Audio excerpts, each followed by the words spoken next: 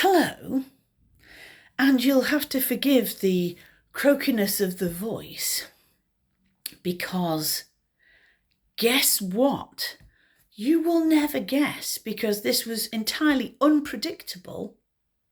But turns out when somebody in a cast comes to you at dress rehearsal and says, "Oh, by the way, I've got COVID. Do you mind if I take my mask off?" And you say, "No, I've got no issue with that." You might get COVID. And so today was the first time I've left my house in 8 days. I've had to have time off work and had to use up some of my leave time, which was a complete waste because all I did was lie in my bed and sweat for 4 days. I'm all right, but it has made me think very long and hard about why I do what I do and what I can do to protect myself and actually listen to my own advice about boundaries going forward. So, in the past, I've always been a very trusting soul, and I've said to a group, "Yeah, I'll do your show, that's fine," and sent them my invoice 2 weeks before, expected them to pay me, and expected to be treated okay. And the first couple of times I wasn't, I created this A4 leaflet that says, "Here's how much I cost. You're getting a bargain, by the way. Here's where I'll be standing on the stage. This is how I'm going to translate the show. This is how long it takes me. And this is what I expect from you." So I started sending that leaflet out at the beginning of an introduction to groups so that they knew exactly what they were getting themselves in for. However, that did not necessarily mean that I knew what I was getting myself in for. So, over the last few days, what I have done is I've created a contract between me and the group I am working with, or the group who've asked me to work with them. And the contract basically states I would like half the money up front. I will send you my leaflet, which I've also had another look at and tweaked it a little bit. But until your group, returns that signed contract, together with a copy of your personal injury insurance, professional indemnity insurance, which I'm satisfied with, and until such time as I receive those two things and your deposit, I don't consider myself to be instructed by you.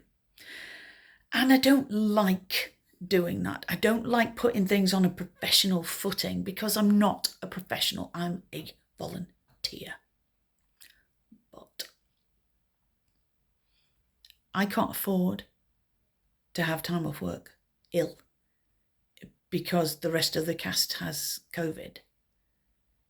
And this is the second time this has happened. I caught COVID after Shrek last year because they just let it rip throughout the entire cast. And I can't afford to have time off work if I'm injured because I'm put at risk. I did talk about this last week. So yeah, it's kind of coalesced some amorphous thoughts that I've been having about what I do with groups and the fact that I am giving them all the information they could possibly need to know what it is I do, but that's not reciprocated in a lot of cases. And I don't know anything about that group. I don't know if I'm going to get paid. I don't know if I'm insured. And it's all very well saying, well, get your own professional indemnity, get your own personal insurance. I looked into it and it's so expensive. But legally, if a group pays you, even if you say to them, "I'm not going to charge you, but I will ask you for this amount of money for travel and disbursements," but they're still paying you. So you are subcontracted to them and therefore they should insure you.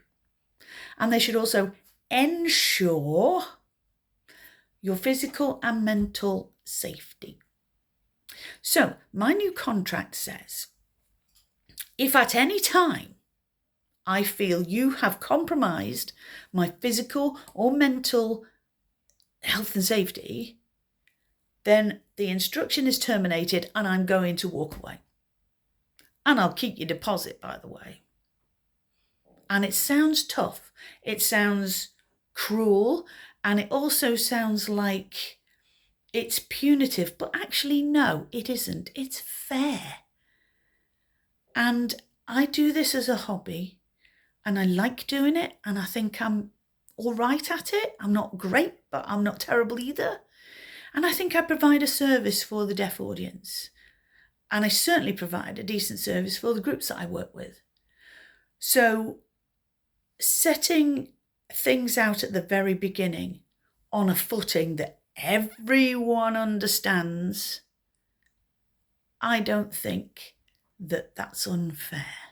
I think it's sensible, and I think it protects me, because I am still suffering from the effects of COVID, which I would not have caught had I not been at that show with that group last week.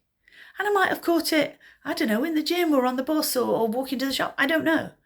But the fact that I work from home and I don't go out much, which is why I can sit and concentrate on a show. And the only time I was surrounded by people was last week at Sister Act. And I'm not blaming them at all. Of course not. Poor Mother Superior battled through like an absolute trooper. And I hope she's all right. But I also hope I'm all right. So this was a quick hit. I'm going to go now because my throat's hurting and I'm very thirsty. And I'm going to go to Elf on Thursday night to teach them Just Sing a Christmas Song. And I'll probably report back to you then. But until then, if you are doing this like I am, set out right at the beginning what you expect, what they expect, and be strong enough to say, nope, I've had enough, I'm going.